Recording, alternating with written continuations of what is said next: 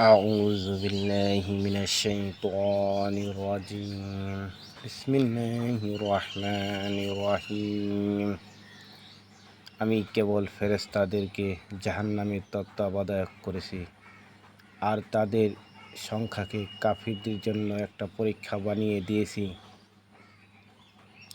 কেননা তারা এ কথা বিশ্বাস করতে পারবে না যে মাত্র 19 জন ফেরেশতা বিশাল জাহান্নামের যাবতীয় দায়িত্ব পালন করবে।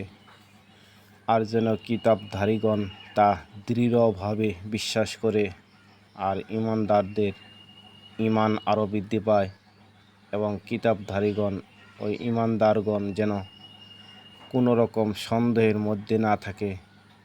যাদের অন্তরে রোগ আছে তারা আর কাফিররা যাতে বলে ওঠে, এই ধরনের কথা দিয়ে আল্লাহ কি বোঝাতে চেয়েছেন। এভাবে